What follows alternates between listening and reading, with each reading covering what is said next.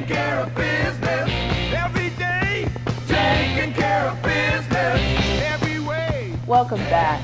I hope you're not just joining us because you've missed a lot of conversation with my guest, Teresa Saxton, and she's got the new book out, Running Things, and she's just sharing her entrepreneurial information and her fight for life. That's what I love. She inspires me. Her fight for life.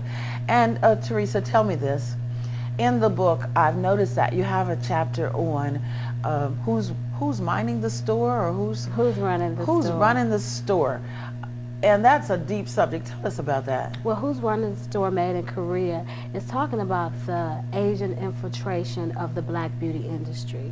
And we're touching bases, well, I'm touching bases on how the Asians have come into America and have basically taken over the black beauty industry, and we've sat back and allowed that to happen. I'm glad you said that. We've sat back and allowed it to happen, because I've heard a lot of people complaining about that.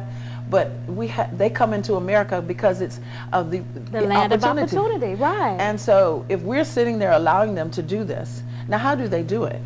Well, they do it a number of ways. First of all, because we haven't stepped up to the plate and mind our business the way that we should have. One of the things that the Asians have done, they've came in and bought distributing companies, manufacturing companies, retail and wholesale. So at this point, they have a monopoly on the industry. And like we said, we've sat back and allowed it to happen. I don't blame them for it. I blame us as African American people, because if there was no black hair, there would be no black hair care industry. So we live in America. American is free enterprise, a capitalistic society where if there's money to be made, you can make it. So we can't be mad. So are you saying that your salon and other salons have to purchase black products from the Korean industry? Or not per se. Basically, if you use professional only products, you purchase them from the professional only manufacturers. But you're finding professional only products popping up in Korean stores. How does that happen? They had to get it from a professional or some shape, form, or fashion. But in the research for that chapter, it was found out that the United States government and the Korean government got in cahoots back in 1963, where no raw material, meaning artificial hair, weaves, and things like that, couldn't enter the United States imports via Korea only. So even if it says made in China, it has to be exported to Korea and then imported into the United States. So they have a monopoly on this industry, and they started a long time ago. We're just seeing the full manifestation of it today. Yeah, 1963, that is a long time. I wasn't even born. Oh, see, you had to go there, because I was. But what you're saying is that we as African Americans need to come together to do some things together, and not have that kind of crabs in the bucket mentality, because other races are able to do that. Oh yes, they're definitely coming together without apologize or compromise about coming together. Yes. I mean, if you look at Jewish communities, they come together, and they will only do business with other Jewish communities. That's right. You look at it, even people from Dominican Republic, from Jamaica, they make their monies and send it back home to send somebody else to the land of opportunity. So we can't be mad about it. What I don't like about it is, first of all, we would rather patronize an Asian store that's going to give us a product for $2 cheaper than to patronize our own. Right. Where if we fully understood the economics of the situation, we would pay that extra $2 to patronize our own, because it's not going to just affect me, it's going to affect generations to come. That's right.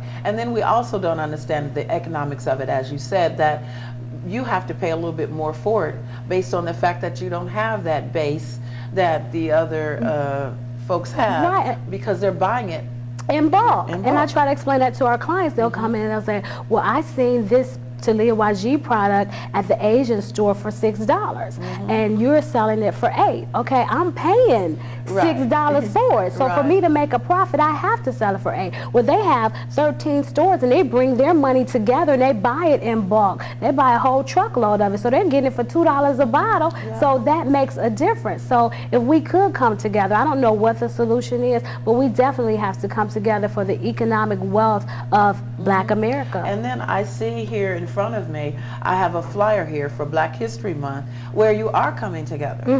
And what is that? What are you doing with that? Well, we're doing a special presentation for Black History Month for beauty professionals only. And we have a panel discussion, and that's exactly what we're going to discuss. Because I don't have the answer for everything, but I'm definitely the one who wants to ring the alarm. Let's bring some awareness to this. Let's educate our clients, because we have a platform. To me, being in the beauty industry, you have a captive audience sitting in your chair for at least 2 hours. And instead of talking about foolishness, you know, let's talk about something that's going to lift up our minds, lift up our communities, and take us to another level. And actually, the beauty industry, and I've had other salons on, and Reverend Salon is my makeup artist here, and we've talked about the issues of the fact that the beauty salon has been a mainstay in our community. It has been where women go, and almost like the consulars and everything, everything it's represented. And you know, we've had the movie Beauty Shop illustrating that.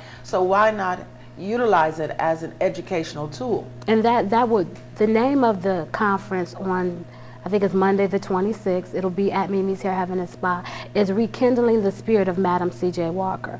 And in rekindling that spirit of Madam C.J. Walker, I think about that, you know, Madam C.J. Walker was around in 1823. We didn't have cell phones, we didn't have fax machines, but girlfriend made $1 million. That's right. So if she did it, you know, without cell phones, fax machines, and Blackberries, we can do it today. So back in Madam C.J. Walker time, we African Americans owned 100% of the black beauty industry. Now, if we own 10%.